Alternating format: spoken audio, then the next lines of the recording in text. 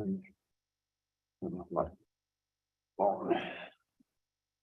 looks like It always seems to ring when I'm in the middle of something.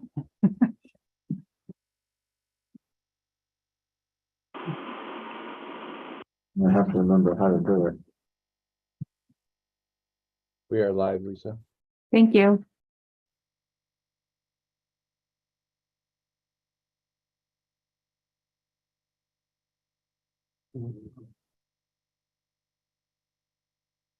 I can silence it, but the thing glitches to my hearing aid, so if it's silent and the phone rings, all I hear is what's going on here.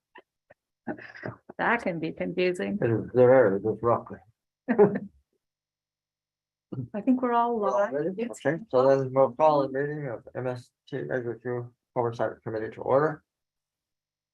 First item on the agenda is public comments. Now, there's no public present in the boardroom. Is there any public on the Zoom? Somebody out there, we don't know who that is. I don't see any. Would you like Jeanette to call roll too?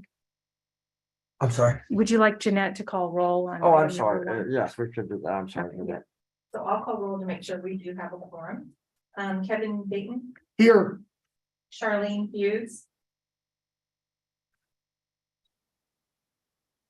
Charlene, are you on mute? She's Oh, connecting. she's right now connecting to the audio. Oh, she's okay. We do see that she's on. But we do see that she's here.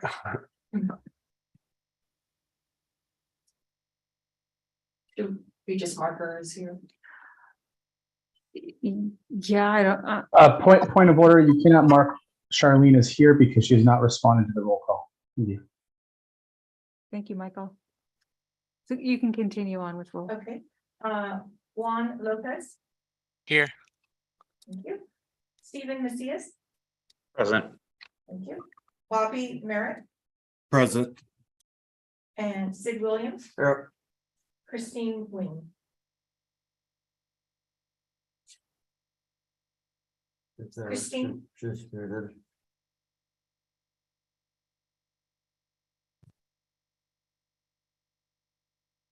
There's a phone number. I don't recognize there. This one, MST staff. Is it? Okay, well, Michael, we have 5 present. That does mean we have a quorum. That's correct. There is a form you can proceed. Okay, we may proceed with the meeting. Okay, all right, thank you. So, as I said before, I don't see any members of the public present here.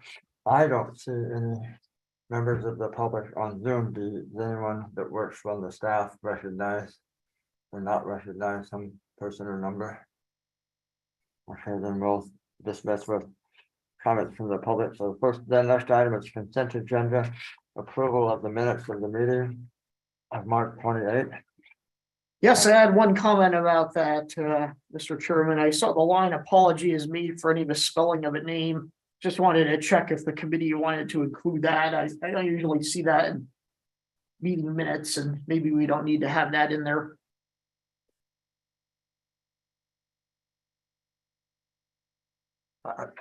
What was misspelled? I'm sorry. Before the call to order, it says apology is made for any misspelling of a name. Oh, I was questioning whether we actually needed that in the minutes. I don't know. Does anybody have a misspelled name in there? I would like to think that the minutes, when approved, we've done our best to get all the spelling error taken care of or clarified. Sure. Well, we can certainly, Jeanette can certainly review that as she makes them finalized, and we'll approve subject to this. Her checking that all out and making them correct. Would that suffice? Sure. Okay. Anyone else have any comments about the minutes? I would then accept a motion to approve. I'll move to approve. So moved by Kevin, a second. Anyone care to second? Member Merritt, seconds. Merit seconds, okay, thank you. Any further discussion on the motion? Seeing none. Jeanette, would you give us a roll call, please? So, motion to approve by committee member Dayton. Mhm. Second by Merritt. By Okay, Robert. and then we'll go through the roll call. Member Dayton, Aye. and then I see that Hughes is, It's still there. yeah. Charlene, do you approve?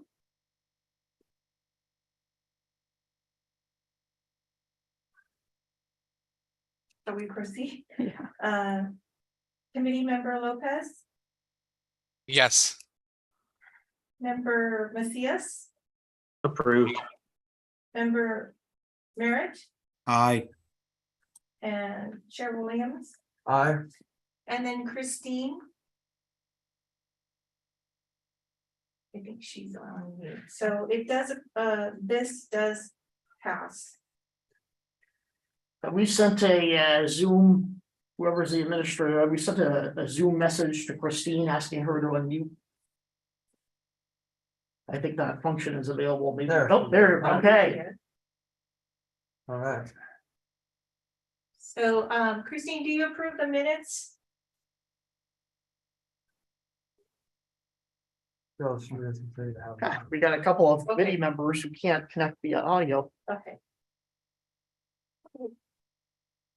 Okay, so, is that sufficient for passing the minutes, but, Yes. and we'll note that, you'll verify that all the names were spelled correctly. Right. Okay, So through the chair, that motion passes 502 with member Hughes and Wing absent. Correct. okay, so that's, so now we move to action items then. So Lisa, you can lead us through that, please. Yes, thank you, Mr. Chair. For the rest of the committee, Carl was not able to make it. He sends his sincerest apologies. He had some elder care things that he needed to take care of with his mother. And so what we have for you today is really a review of the Measure Q budget specifically.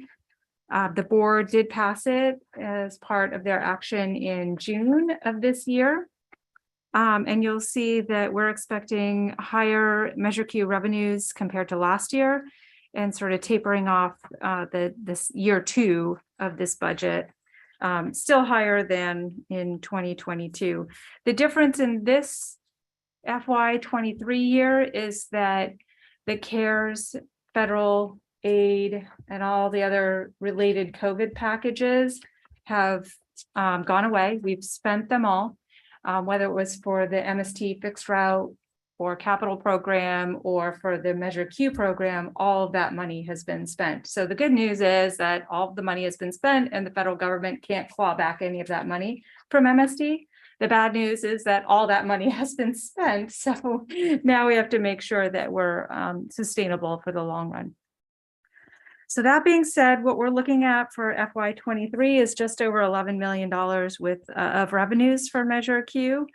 And that is being spent for the rides program, the ADA paratransit door-to-door service, as well as some of the other programs that we operate through the mobility services department, including senior veteran taxi vouchers, the senior shuttles that we operate that are planned specifically around services to our Measure Q eligible populations, and our mobility services functions that help support all of the rides program, as well as travel training and the senior routes and what have you.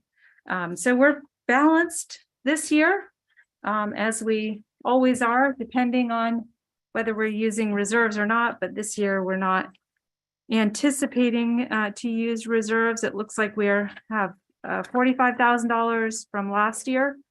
That's pretty spot on as far as I'm concerned on a $10 million budget. So for this year, we've got operating revenues, including fares and various other payments to us, and we're all balanced. 12 million. If you see on page 10, the summary operating revenues to operating expenses, 12,296,000 for this FY. So I guess the only new thing that I should point out, and for specific questions, we've got someone on staff who can answer. We have an NEMT, non-emergency medical transportation influx of revenue through a program where we charge Medicare for the cost of the transportation for the rides eligible person who is also in Medicare. So they will pay for that transportation to dialysis or their medical appointments, and we can get reimbursed through the program. In the past, they had to do that without reimbursement, and it was just an expense to MST. Correct. Oh, so that's why 807,000% Yes. here, because they're. Yeah.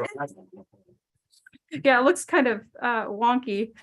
I'd love for revenues to go 800% over last year all the time. Sure. We could do a heck of a lot. Okay, So I'm happy to answer any questions that the committee has. I looked over the chart in advance and we've discussed these items before and I didn't see any expenditures on a light item that I thought might not apply under Measure Q. I did not either. Does anybody on Zoom have any questions about the budget as you see it laid out here in your attachment? I am here, Charlene. I was having audio complications, but I am here. Me too. It's Christine. And we hear you. Yay. So I asked one more time, does any member of the committee have any questions about the budget as was laid out in the attachment to your document for this month? Yes, I've got a couple of questions. Go ahead, Paul, Mr. Lopez. For this, yeah, the NEMT, is that going to be an ongoing revenue stream, or is this like a grant that's only for a couple of years? This will be every year. Every year. Okay. And is the fiscal year 24 budget an estimate, or is this something that the board has approved? It is an estimate and the board has approved it. We use it for planning purposes to track trends. We started this last year so that we can get a better sense of, where we might need to spend extra time to plan for, fluctuations in revenues or increases in expenses. Okay, thank you. Those are my two questions. Okay, anyone else have questions? Do we need to approve this or just? So that's a great question. This is a review for you all, and then towards the end in March, actually, we'll take a look at the audit. And then you provide a letter to the board saying, okay, Measure Q funds were spent on eligible expenses, but the audit isn't done for FY22 until the end of the year. Yeah. So that's why in March, come back. So it's just basically information for Yes. us at this Yeah. point. Yeah. I would like to follow up on Mr. Lopez's question on this NEMT money. Is that going to always be part of Measure Q income and only for Measure Q? Yes, the way the program works is they'll become eligible through our rides program. So because rides is part of the Measure Q program in general, we'll keep it there. It's, the door-to-door services. So I don't know, Norm, if you have some additional detail you can provide about NEMT. No, you pretty much summed it up. The program is based on applications that we receive through the CCAH, Central Coast Alliance for Health, and it helps us to recoup some of the administrative costs that we have that we incur operationally as well through the program. But it's a little bit different when you look at it compared to our traditional ride spare transfer program. But it will be the rides, the trips through the NEMT program will be provided through the rides paratransit service. Sure, thank you. All right, well, then no action is required on this. That was our only action item. So I will, as I normally do, the only other thing not on the agenda, I will offer the opportunity for any member of the committee to tell the rest of us something you feel is important that we know, maybe just about other areas that might tangentially touch for MST. Anyone have a comment they would like to make? Yes, Go ahead, Kevin. I've said this before at past meetings, and I said this at the Transportation Agency for Monterey County Oversight Committee for Measure X last week. Measure X money is being spent on seniors and disabled programs. And I know that they confirm that they're working with MST to make sure there's no redundancy in the spending from the two different measures. And I encourage MST to continue working with them, TAMC, to make sure that we don't have government waste and make sure you coordinate on those, on that spending for those activities. Good, thank you, Kevin, good point. Anyone else, anybody on Zoom have a comment or a question in general to the committee? Seeing none, then I will close this meeting and thank you all. We'll look forward to seeing you. Sorry, Chair. I'm sorry for not chiming in sooner. This is Norm Tuitabuki, Chief Operating Officer. Wanted to let the committee know that we have promoted Kevin Allshouse, formerly worked as the mobility coordinator, reporting directly to Christy Sagabo.